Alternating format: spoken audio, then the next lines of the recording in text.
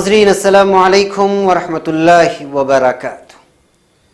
میں ہوں آپ کا میزبان انصار عزیز ندوی اور آپ میرے ساتھ دیکھ رہے ہیں سیدھی بات۔ ناظرین، 30 جولائی کو آپ لوگوں تک وہ خبر پہنچی ہوگی کہ ہندوستان کی حکومت نے ریاست آسام کے 40 لاکھ باشندوں کے نام شہریت کی فہرست سے نکال دیا ہے۔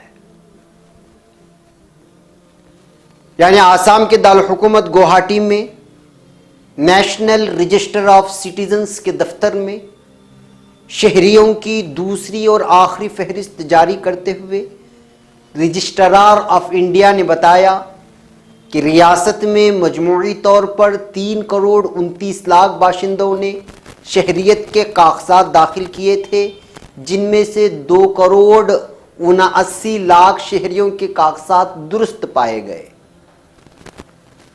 یعنی صاف الفاظوں میں اگر میں کہوں تو NRC یعنی نیشنل رجسٹر آف سٹیزنز کی اس فہرست میں آسام کے 40 لاکھ باشندے ریاست کے شہری نہیں۔ حکومت نے ستمبر کے اواخر تک ایک بار پھر ان کو اپنے دستاویزات جمع کر کے یہ ثابت کرنے کے لیے کہا ہے کہ وہ ہندوستانی شہری ہیں، جبکہ وزارت داخلہ کی جانب سے یہ بھی یقین دہانی کرائی گئی ہے کہ جب تک پوری کارروائی نہیں ہو جاتی تب تک کسی کے خلاف کوئی بھی کسی بھی قسم کی کارروائی نہیں ہوگی، یعنی بے وطن کرنے کی یا باہر ڈالنے کی جو بھی ہو سکتی ہے، دوبارہ چھان بین کی جائے گی وغیرہ وغیرہ۔ ناظرین، حقیقت یہ ہے کہ ان 40 لاکھ افراد کی ابھی تک پوری تفصیلات فراہم نہیں ہوئی ہے کہ کوئی کن کا نام اس کے اندر شامل نہیں ہے، مگر یہی مانا جا رہا ہے کہ اس میں سب سے زیادہ مسلمان ہی ہوں گے۔ ناظرین، جب یہ خبر آئی اور پھر آسام کی شہریت کو لے کر یہ بحث جب ایوان بالا میں اور پھر چینلوں میں خبریں بنی تو مجھ سے کئی لوگوں نے یہ مطالبہ کیا کہ آخر یہ آسام شہریت کا معاملہ کیا ہے، NRC کیا ہے وغیرہ وغیرہ، اور کیوں کہ اس طرح شہریت ثابت کرنا پڑ رہا ہے مسلمانوں کو۔ اس پر روشنی ڈالنے کی درخواستیں موصول ہوئی، بہت سارے پیغامات آئے، تو لہٰذا میں اسی تاریخ کو لے کر آپ کے سامنے حاضر ہوں۔ ناظرین، دراصل پہلا سوال یہ ہے کہ یہ صرف آسام ریاست سے ہی کیوں؟ دراصل آپ لوگوں کو معلوم ہونا چاہیے کہ جب پاکستان ہندوستان سے کٹ کر الگ ملک بنا تو اس وقت یہ پاکستان کا حصہ تھا، یعنی کہ بنگلہ دیش۔ مگر آپ جانتے ہیں کہ اس وقت کے مشرقی پاکستان میں بنگالی بولی جاتی تھی، جو اس وقت بنگلہ دیش ہے، تو مغربی پاکستان میں جو اس وقت پاکستان ہے وہاں پہ یا تو پنجابی یا پھر اردو زیادہ تر بولی جاتی تھی، اور مشرقی پاکستان یعنی بنگالی زبان بولنے والوں کو ہمیشہ پاکستان کی حکمرانی سے اور بڑے بڑے عہدوں سے دور رکھا گیا، یعنی ان کے ساتھ سوتیلا سلوک کیا گیا۔ یہ ایک مذہب کے ہونے کے باوجود نسلی اور لسانی دوریاں اتنی بڑی، اور یہ آپسی چپخلش اتنی بڑی، اور یہ زبانی عصبیت اتنی بڑی، اور خود کو حکمرانوں کے زمرے میں پیش نہ کرنا، اور اس وقت کے بنگلہ دیش اور اس وقت کے مشرقی پاکستان کو اگنور کر دینا، اتنا بڑا یہ جھگڑا کہ 1971 میں ایک خونی جنگ ہوئی، اور اس کے بعد شیخ مجیب الرحمن کی قیادت میں بنگلہ دیش ملک کا قیام عمل میں آیا۔ اور 1971 میں جب یہ جنگ چھڑی تو اس وقت اس جنگ میں ہندوستان نے بنگلہ دیش کا پورا ساتھ دیا تھا، اور جغرافیائی اعتبار سے بھی آپ بنگلہ دیش کا نقشہ اٹھا کر کے دیکھ لیں تو پاکستان کی سرحد سے اس کا کوئی لینا دینا نہیں ہے، کیونکہ اس کی تینوں جانب ہندوستانی سرحدیں لگی ہوئی ہیں، تو ایک جانب میانمار کی سرحد لگی ہوئی ہے۔ بہرکیف یہ 1971 کی ایک لمبی خونی داستان ہے، ان کے اختلافات وغیرہ وغیرہ۔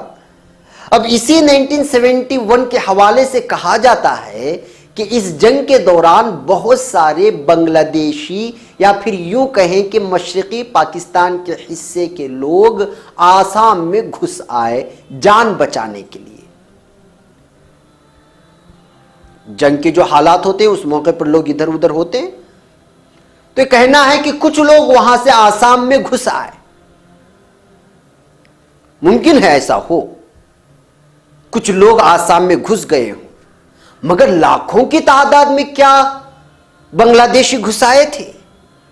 یہ ممکن نہیں ہے. اور پھر کیا یہ ممکن ہے کہ کوئی یہ ثابت کرے کہ وہ 1971 سے پہلے یہاں مقیم تھے؟ کیا وہ دستاویزات کے ساتھ یہ ثابت کر پائیں گے؟ تو ان تمام چیزوں کے مد نظر سمجھا جا رہا ہے کہ آسامی مسلمانوں کے ساتھ ناانصافی جاری ہے, اور یہ سراسر ناانصافی ہے. اگر اسی وقت چھان بین کا کام ہوتا, یعنی جس وقت بنگلہ دیشی گھس آئے جب الزام لگا, تو ممکن ہے 100-200 پناہ گزین مل جاتے. مگر اس پر ٹھیک سے کام نہ ہونے اور پھر اس پر سیاست کا آغاز ہونے کی وجہ سے اس کا نتیجہ یہ نکلا کہ آج 40,70,707 افراد بشمول ہندو مسلمان بے گھر ہو جائیں گے.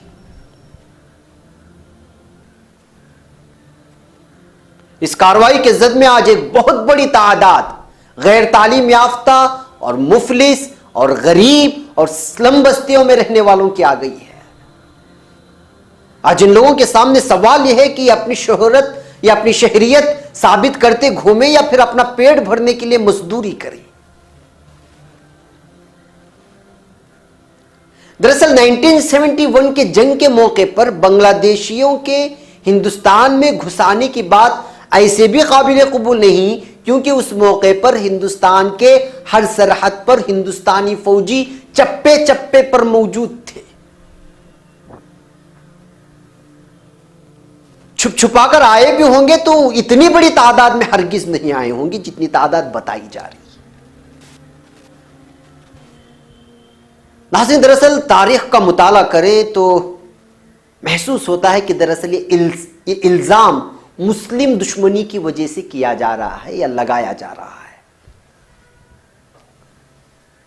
بھاجپا کی ایک تنظیم ہے جو ان دنوں سے چلتی ہوئی آ رہی ہے, آسام گن پریشد, اور اس کی طلبہ تنظیم کا نام ہے آسو.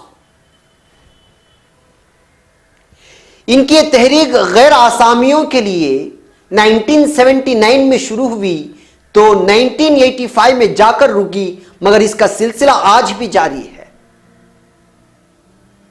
ان دونوں سخت گیر تنظیموں نے آسام میں غیر آسامیوں کا جینا دو بھر کر دیا اور بنگالی بولنے والوں کو چن چن کر ان پر تشدد کرنے لگے.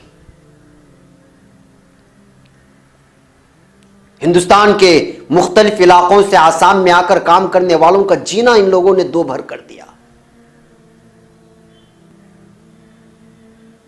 دراصل ان میں سے وہ نسلیں بھی آسام میں آباد ہیں جن کو انگریزوں نے بہار اور پھر بنگال سے لا کر کھیتی باڑی کے لیے آسام میں لا کر کے اپنے زمانے میں بسایا تھا. وہ بھی ان لوگوں کے تشدد کا نشانہ بن گئے کیونکہ وہ لوگ بنگالی بولنے والے تھے.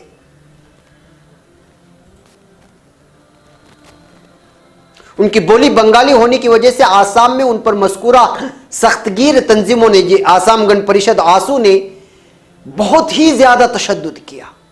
1983 کے 18 فروری کو غیر آسامی کے خلاف ایسا تشدد پھوٹ پڑا کہ 10,000 سے بھی زیادہ مذکورہ تنظیموں کے کارکنان نے آسام کے نیلی نامی بستی اور پھر جملہ قریبی 13 مسلم بستیوں پر حملہ کر دیا. اور یہ حملہ صبح سے لے کر شام تک کہا جاتا ہے کہ 6 گھنٹے تک جاری رہا, جس کے نتیجے میں 2,191 افراد سرکاری رپورٹ کے مطابق موت کے گھاٹ اتار دیے گئے, جبکہ غیر سرکاری رپورٹ کے مطابق 3,000 کے قریب افراد مار دیے گئے.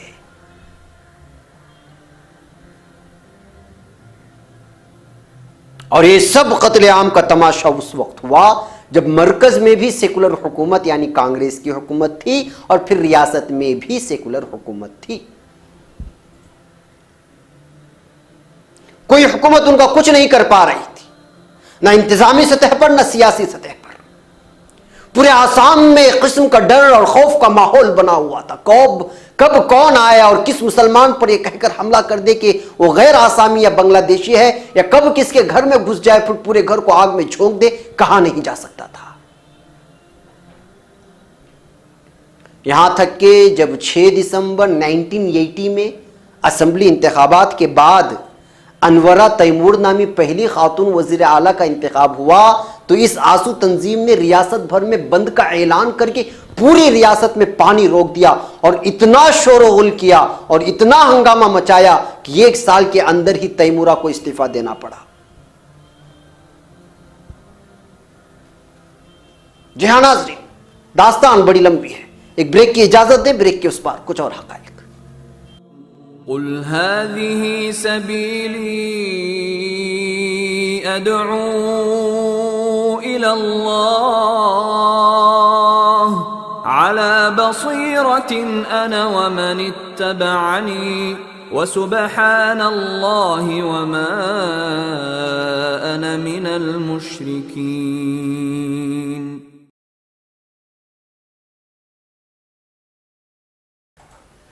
ناظرین, استقبال ہے سیدھی بات کی انوکھی محفل میں. ناظرین, کہانی یہیں پر ختم نہیں ہو جاتی. 1983 میں انہی فرقہ پرست تنظیموں نے, جس کا میں نے ذکر کیا بریک سے پہلے, اسمبلی چناؤ کے بائیکاٹ کا اعلان کر دیا.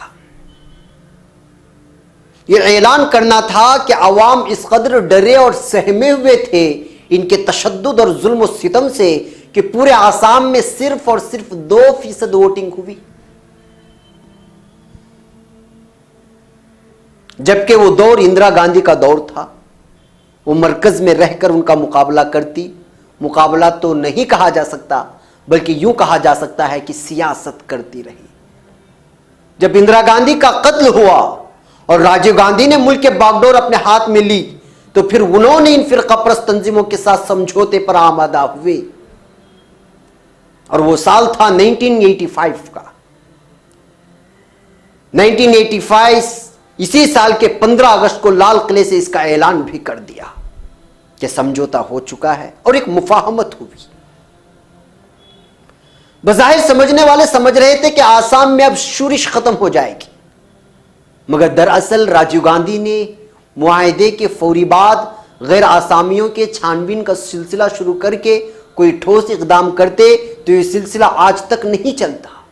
مگر راجیو گاندھی نے اپنی حکمرانی سنبھالنے کے لیے مسلمانوں کے مستقبل کی پرواہ نہیں کی بلکہ مسلمانوں کے مستقبل کا سودا کیا.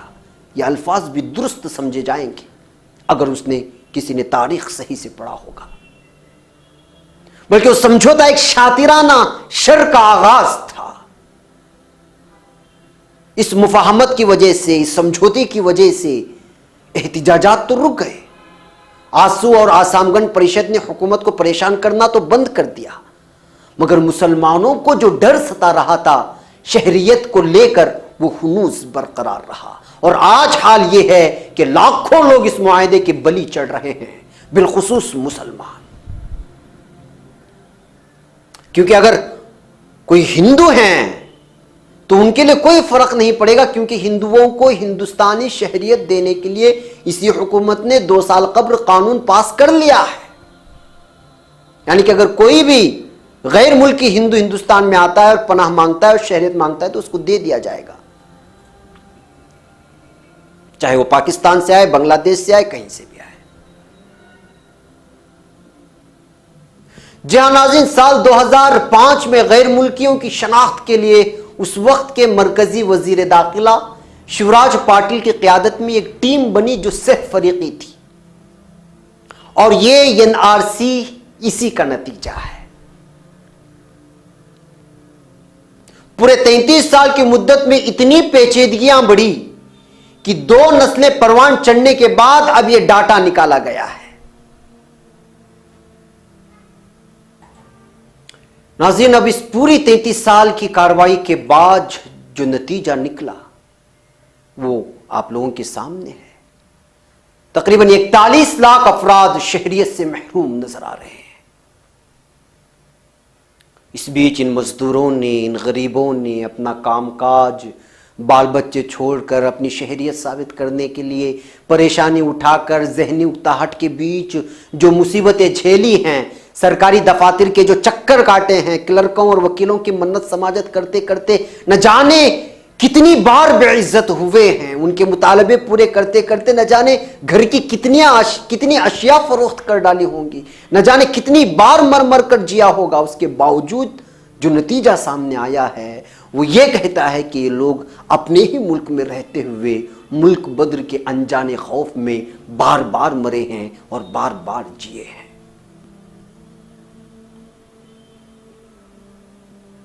بی بی سی کے ایک رپورٹ میں اس کے نامہ نگار لکھتے ہیں کہ انڈیا کی شمالی مشرقی ریاست آسام کے موری گاؤں کے عبد القادر بنگالی نسل کے لاکھوں باشندوں کی طرح کئی نسلوں سے ریاست میں آباد ہے۔ ان کے پاس سن 1941 سے اب تک کے سبھی دستاویزات موجود ہیں، لیکن انہیں غیر ملکی یعنی بنگلہ دیشی قرار دیا گیا ہے۔ انہیں فارائنر ٹریبونل میں اب ثابت کرنا ہے کہ وہ بنگلہ دیشی نہیں ہے۔ وہ کہتے ہیں ہمارا جنم یہی ہوا، ہم نے سارا ریکارڈ جمع کیا ہے، سن 1941 سے اب تک کا میں نے سن 1950 کا حج کا پاسپورٹ بھی دے دیا ہے، لیکن اس کے باوجود انہوں نے اسے غیر ملکی قرار دے دیا۔ اسی ریاست میں گوالپاڑا کی مرجینا بی بی انڈین شہری ہیں، لیکن پولیس نے انہیں ایک دن بنگلہ دیشی بتا کر گرفتار کر لیا۔ وہ 8 ماہ تک حراستی مرکز میں رہ کر آئی ہیں۔ مرجینا کہتی ہیں کہ میرے چچا نے سارے کاغذات دکھائے، سارے ثبوت پیش کیے، لیکن وہ کہتے ہیں کہ میں بنگلہ دیشی ہوں۔ جیل میں میرے جیسی ہزاروں عورتیں قید ہیں، ان کا کہنا ہے۔ ناظرین، آسام میں مسلمانوں کی آبادی کا تناسب 34% ہے۔ ان میں اکثریت بنگالی نسل کے مسلمانوں کی ہے، جو گزشتہ 100 برس کے دوران یہاں آ کر آباد ہوئے ہیں۔ یہ لوگ بیشتر غریب، ان پڑھ اور زرعی مزدور طبقے سے وابستہ ہیں۔ ملک میں سرگرم ہندو تنظیم RSS برسر اقتدار جماعت BJP اور اس کے ہمنوا مقامی جماعتوں کا کہنا ہے کہ آسام میں لاکھوں غیر قانونی بنگلہ دیشی تارکین وطن آ کر بس گئے ہیں۔ ناظرین، آپ لوگوں کو معلوم ہونا چاہیے کہ الیکشن کمیشن نے گزشتہ 2 عشرے سے ووٹر لسٹ میں ان لوگوں کو ڈی ووٹر یعنی مشکوک شہری لکھنا شروع کر دیا ہے جو شہریت کے دستاویزات یا ثبوت پیش نہیں کر سکے ہیں۔ NRC کے ماتحت میں فیملی ٹری کی جانچ ہو رہی ہے۔ اس کے علاوہ 29 لاکھ خواتین نے پنچایت سرٹیفکیٹ دی ہیں اور ان کی بھی گہرائی سے چھان بین ہو رہی ہے۔ ناظرین، اب سوال یہ پیدا ہوتا ہے کہ اگر یہ انڈین شہری نہیں ہے تو پھر وہ یا تو بنگلہ دیشی شہری ہے۔ اگر بنگلہ دیشی شہری ہے تو پھر اس کو ثابت کرنے کے لیے حکومت کے پاس کیا ثبوت ہے؟ جیسے ہمیں ثابت کرنے کے لیے ہندوستانی 16 دستاویزات درکار ہیں، تو اب بنگلہ دیش اگر یہ مطالبہ کرے کہ آپ بنگلہ دیشی یہ ثابت کرنے کے لیے دستاویزات پیش کریں تو وہ کیا کریں گے؟ یا پھر ہندوستانی حکومت کے پاس ایسے کون سے دستاویزات ہیں جو یہ ثابت کر سکے کہ یہ لوگ بنگلہ دیشی ہیں؟ کیا پھر حکومت ہند نے بنگلہ دیش کی حکومت سے اس سلسلے میں بات کی ہے؟ تو مطلب یہ نکلا کہ یہ ایک انتہائی پیچیدہ مسئلہ ہوتا چلا جا رہا ہے۔ 40 لاکھ افراد کے لیے زندگی پوری طرح سے تنگ ہو چکی ہے اس وقت تک جب تک کہ وہ شہریت ثابت نہ کر سکے۔ BBC نے لکھا ہے کہ یہ پورا مسئلہ اب سیاست میں پھنس کر رہ جائے گا اور عوام ایک بار پھر اس میں پس کر رہ جائیں گے۔ یہ معاملہ BJP 2019 کے پارلیمانی انتخابات کے لیے استعمال کرے گی اور استعمال کرنا شروع کر دیا ہے۔ ابھی حالیہ امت شاہ نے جو لکھنؤ میں بیان دیا ہے، جو سوالات دیگر پارٹیوں کے سامنے رکھے ہیں، اس سے واضح ہو چکا ہے کہ جو ہے یہ لوگ پارلیمانی انتخابات کے لیے مدعا اٹھانے والے ہیں۔ وہیں یہ بھی کہا جا رہا ہے کہ اگلے حکومت کے فیصلے کیا ہوں گے ان افراد کے سلسلے میں وہ بھی پتہ نہیں ہے، واضح نہیں ہے۔ یہی وجہ ہے کہ حکومت نے بے وطن ہونے والوں کو حراست میں رکھنے کے لیے BBC اخبار لکھتا ہے کہ اراضی کا بھی بندوبست کر لیا ہے، بلکہ کر چکی ہے۔ یہاں حراستی کیمپ بنائے جانے کا خدشہ ہے۔ جورہٹ، ڈبروگڑھ، گوالپاڑہ، سلچر، تیج پور اور گوکراجھار کی جیلوں میں پہلے ہی یہ حراستی کیمپ بنے ہوئے ہیں۔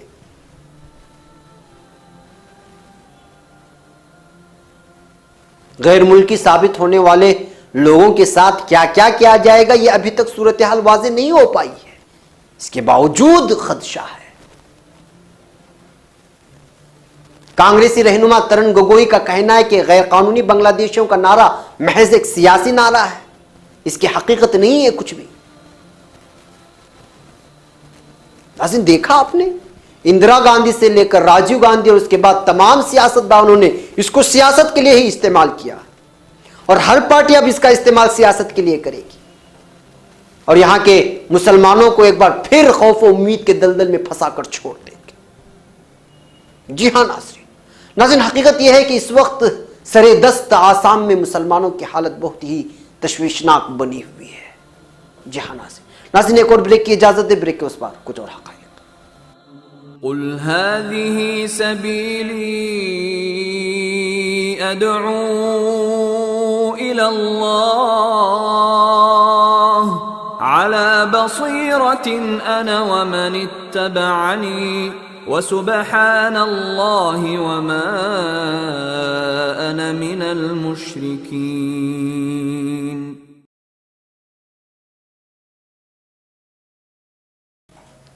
ناظرین، استقبال ہے سیدھی بات کی انوکھی محفل میں۔ ناظرین، ریاست میں جب سے BJP کی حکومت آئی ہے تب سے یہ معاملہ زور پکڑ گیا تھا، جیسا کہ آپ لوگ جانتے ہیں، مگر آپ لوگوں کو معلوم ہونا چاہیے کہ آسامی مسلمانوں کو شہریت ثابت کرنے کے لیے 16 دستاویزات کو تسلیم کیا گیا ہے سپریم کورٹ کے حوالے سے۔ یعنی ان 16 دستاویزات میں سے کوئی بھی دستاویز، یہ ایک ڈاکومنٹ آپ سبمٹ کرتے ہیں اور وہ فیک نہیں بلکہ فرضی نہیں بلکہ اصلی ہے، تو وہ آپ کو شہریت دی جائے گی۔ اس میں ایک پنچایت سرٹیفکیٹ بھی شامل ہے۔ منورہ بیگم نامی ایک عورت نے جب شہریت ثابت کرنے کے لیے یہ سرٹیفکیٹ دی تو ٹریبونل نے تسلیم کرنے سے انکار کر دیا۔ ٹریبونل وہ ہے جہاں پہ جو ہے ساری چیزیں، آپ دستاویزات جب ان کے پاس آپ پیش کی جاتی ہیں تو ٹریبونل ہی ثابت کرتا ہے کہ آپ شہری ہیں کہ نہیں، پھر وہ ڈاکومنٹس دوسری جگہ جاتے ہیں اور پھر ٹھپا پڑ کر کے آ جاتا ہے۔ یہ پنچایت سرٹیفکیٹ اس خاتون کو دی جاتی ہے جو نکاح کے بعد دوسرے گاؤں یا شہر شوہر کے گھر چلی جاتی ہے، سسرال چلی جاتی ہے۔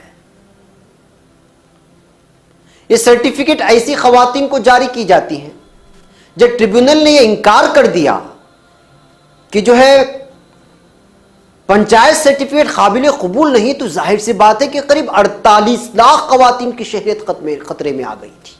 شادی تو کریں گے لوگ، دوسری بستیاں میں تو جائیں گی، اور یہ لمبا عرصہ ہو گیا ہے شادی بیاہ ہو رہے ہیں اور ان کو پنچایت سرٹیفکیٹ مل رہی ہے، ایسے 48 لاکھ خواتین کی شہریت خطرے میں آ گئی۔ تو منورہ بیگم نے گوہاٹی ہائی کورٹ میں اس کو چیلنج کیا،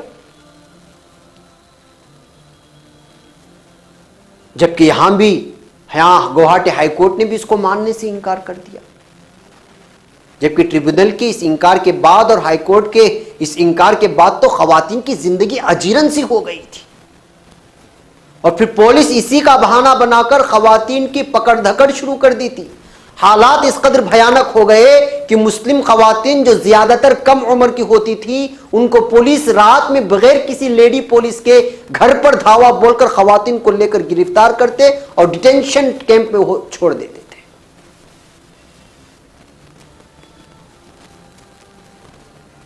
سراسر ناانصافی خواتین کے ساتھ کی جا رہی تھی۔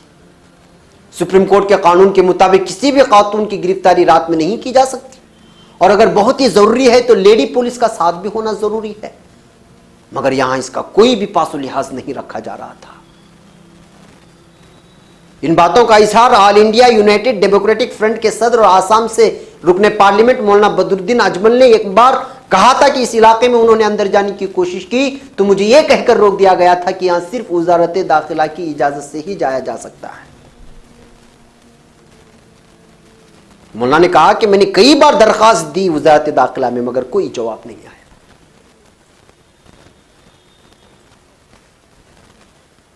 ناظرین، اس کے بعد وہاں سے جو رپورٹیں آنی شروع ہوئی، غیر مصدقہ خبریں ہی صحیح، وہ دل دہلا دینے والی تھی۔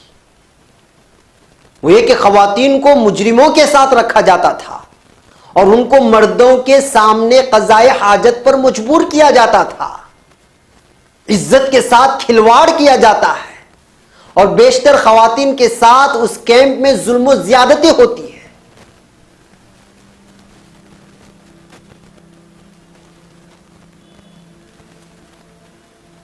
بہرکیف اس کو سپریم کورٹ میں چیلنج کیا گیا۔ گوہاٹی ہائی کورٹ نے جس پنچایت سرٹیفکیٹ کو رد کر دیا تھا اسے سپریم کورٹ نے منسوخ کرتے ہوئے قریب 48 لاکھ خواتین پر لٹکی شہریت کی تلوار سے راحت دے دی۔ عدالت عظمیٰ میں جسٹس رنجن گگوئی اور جسٹس نریمن پر مشتمل 2 رکنی بینچ نے 28 فروری 2017 کو یہ فیصلہ سنایا تھا، اور آپ حضرات کو معلوم ہونا چاہیے کہ یہ کیس عدالت عظمیٰ میں جمعیت علماء ہند نے لڑا تھا اور جیت درج کی تھی۔ بصورت دیگر آج جو تعداد غیر ملکیوں کی بتائی گئی ہے 48 لاکھ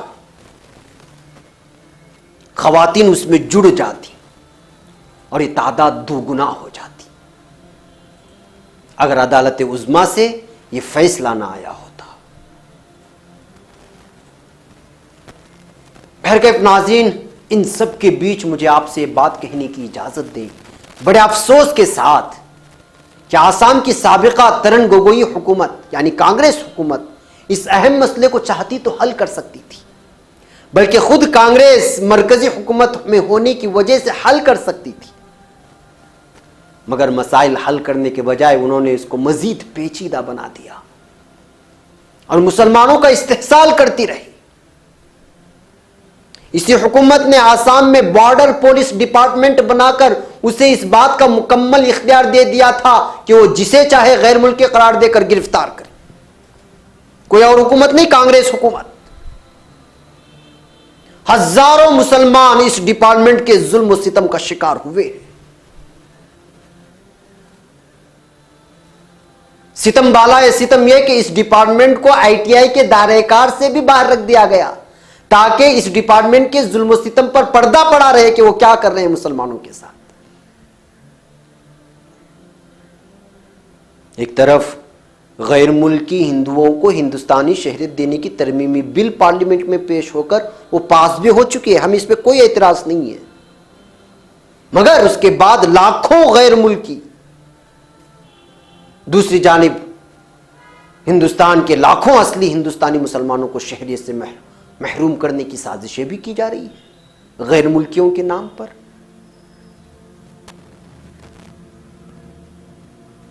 ناظرین، آسام کی گراؤنڈ ریالٹی جاننے والے لوگ تبصرہ کرتے نہیں تھک رہے ہیں کہ آسام کو دوسرا میانمار بنانے کی تیاریاں جاری ہیں، جبکہ حالیہ حکومت نے واضح کر دیا ہے کہ ہر ایک کو شہریت ثابت کرنے کے لیے موقع دیا جائے گا اور ان کے ساتھ بھرپور تعاون کیا جائے گا، مگر ماضی میں آسام کے مسلمانوں کے ساتھ 35 سالوں سے جو ناانصافی ہوتے آ رہی ہے اور بنگلہ دیشی کے نام پر جو ظلم و ستم ہوتا آ رہا ہے اور سیاسی پارٹیوں نے اس کا استعمال سیاست کے لیے جس طرح کیا ہے، اس کو دیکھ کر ہی تبصرہ کرنے والے کہتے ہیں کہ مسلمانوں کے خلاف منظم سازش ہو رہی ہے۔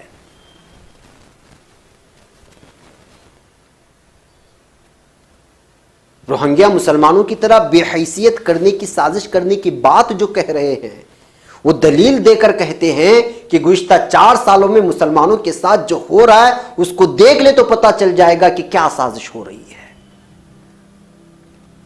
وہ چاہے ہندوستانی شہری حقوق چھین لیے جانے کی بات ہو، ووٹنگ کا حق سلب کر لیے جانے کی بات ہو، وحشیانہ سلوک روا رکھے جانے والی بات ہو، مسلمانوں کو زندہ جلانے کی بات ہو، گھر میں آگ لگانے کی بات ہو، عبادت گاہوں کو تباہ کرنے کی بات ہو، خواتین کی عصمتوں کو تار تار کرنے کی بات ہو، بچوں کو ذبح کرنے کی بات ہو، یہ تمام باتوں کا خدشہ جو لوگ ظاہر کر رہے ہیں وہ یہی کہتے ہیں کہ وہ ایک بار آسام کی گراؤنڈ ریالٹی دیکھ لیں تو ان کو فیصلہ لینے میں دیر نہیں لگے گی.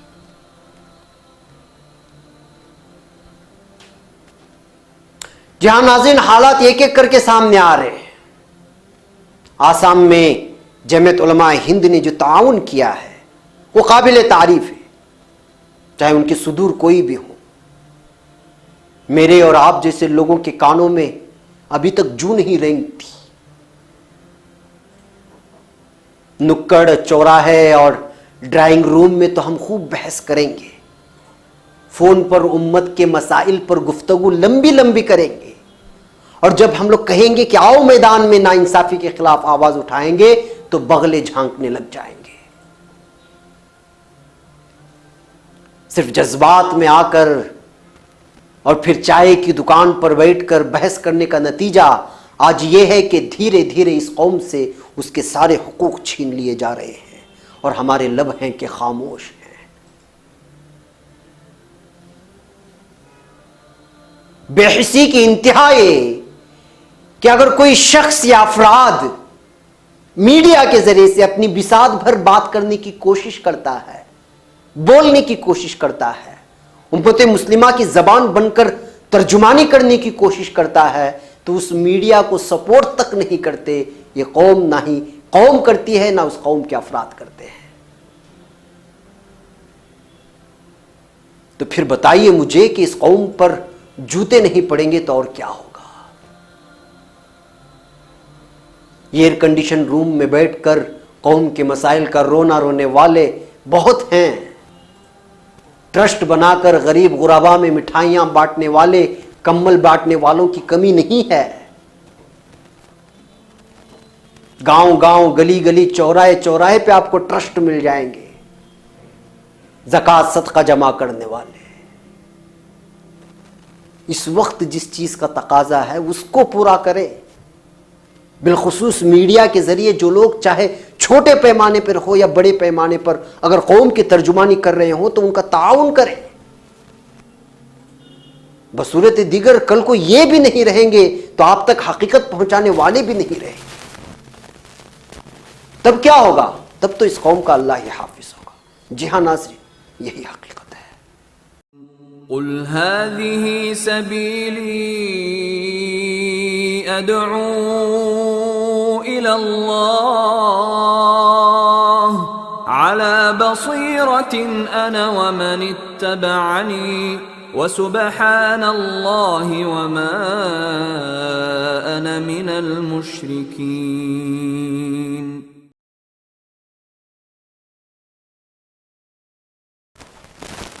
ناظرین، وقت ہو چلا ہے. آسام کے حالات جو بنے ہیں اس کے ذمہ دار بھی خود مسلمان ہیں.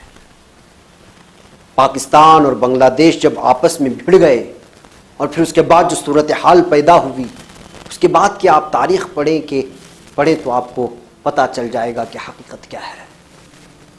لیکن مجھے معلوم ہے آپ یہ ضرور کہیں گے کہ زندگی کے ان جھمیلوں میں کمبخت وقت کہاں ہے کہ کسی کے درد کو سمجھے. جی ہاں ناظرین، ہمارا یہی سوچنا آج ہماری بربادی کا سبب بنا ہوا ہے. جی ہاں ناظرین، سوچئے ضرور. مجھے اجازت دیں اور ہمارے چینل کو سبسکرائب کریں. جن لوگوں نے سبسکرائب کیا ہے اس بٹن کو ہرگز ہاتھ نہ لگائیں. ہماری ویڈیوز کو بھی شیئر کریں. السلام علیکم ورحمۃ اللہ وبرکاتہ. قل هذه سبيلي أدعو إلى الله على بصيرة أنا ومن اتبعني وسبحان الله وما أنا من المشركين.